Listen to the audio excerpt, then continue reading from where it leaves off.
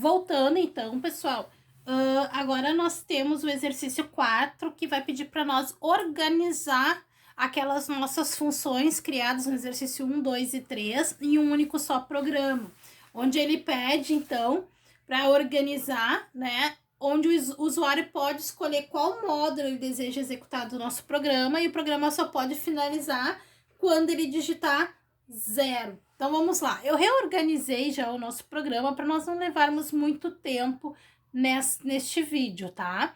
Então o que eu fiz a princípio?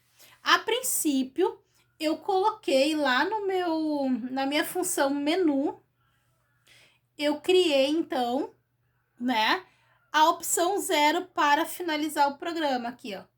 Digite 0 para finalizar o programa, foi o que eu fiz a princípio. E eu criei uma função sem retorno, ó, e com passagem de parâmetro de um valor inteiro, que vai ser a opção do usuário. E essa função se chama escolha. Então, uma função sem retorno e com a passagem de parâmetro de um valor inteiro. E na função principalmente, se vocês notarem, ficou somente a chamada da função menu, certo? A partir daí, pessoal, na função menu, a função menu se tornou uma função recursiva. O que é uma função recursiva? É uma função que retorna a executar ela mesma. É ela chamando ela mesma para executar novamente. Mas por que eu fiz isso? Porque o meu usuário, o meu exercício diz para mim que eu só posso finalizar o programa quando for digitalizado 0. Enquanto isso, o usuário tem a possibilidade de pedir para executar o programa 1 ou o programa 2. Programa 1 ou programa 2, quantas vezes ele quiser. Então, na função menu, dentro da validação que nós tínhamos, né? Voltem que eu botei um System CLS para limpar a tela toda vez que eu digitar uma opção, para não ficar muito embaralhado o nosso programa. Aí eu validei. If, se a opção for igual a 1, ou igual a 2, ou igual a 0, aqui eu errei, aqui é 0, pessoal. Ou igual a 0, então eu entro no meu comando. Aqui é 0, pessoal. 0. Então, eu entro no meu comando de seleção.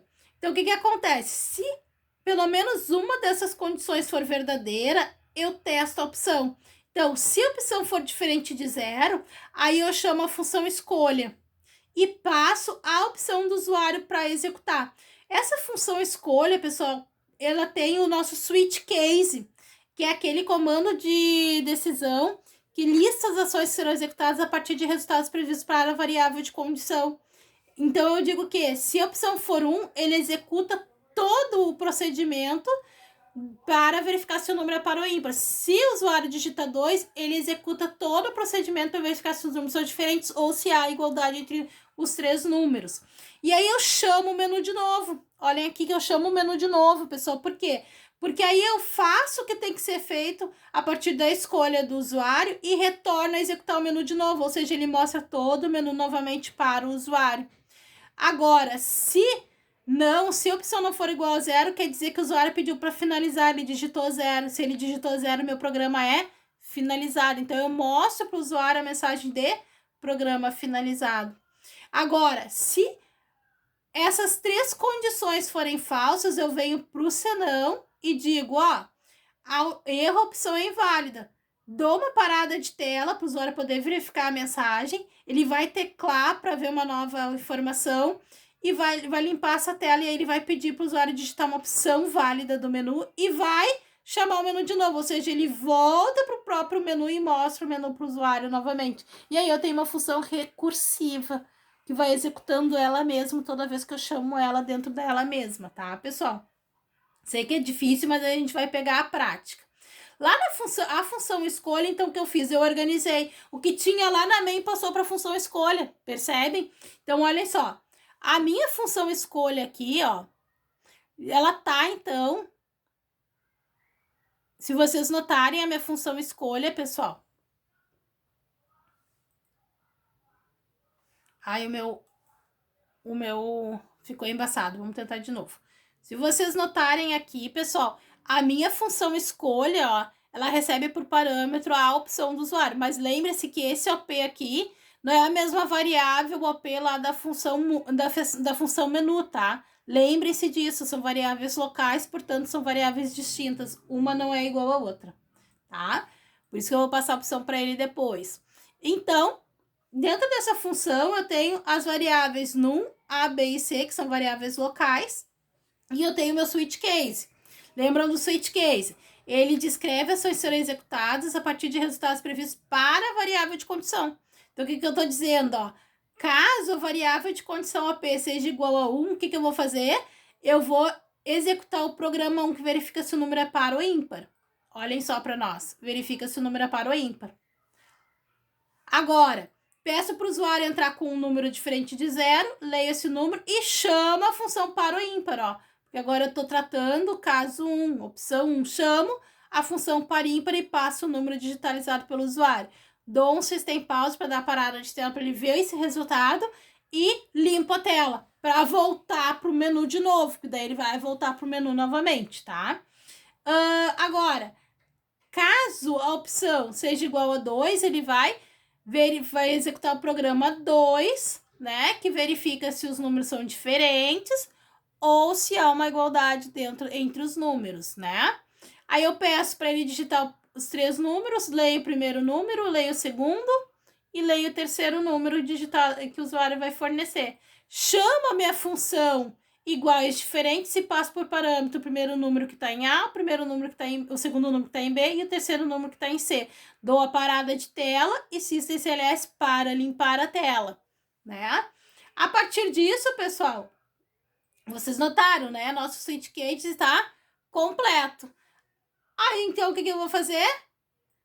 Aqui tá as nossas funções, ó, que nós já tínhamos criado anteriormente. A função par ímpar, que foi chamada no case 1.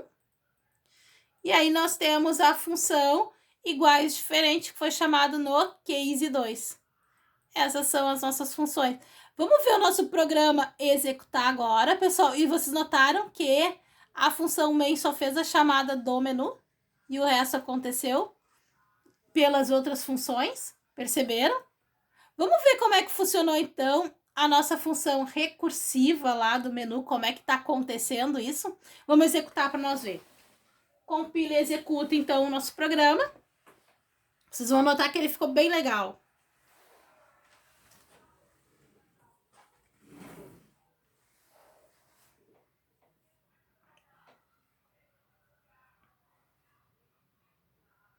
E já embaçou tudo de novo, né? Então, tá aí, ó. Nosso programa.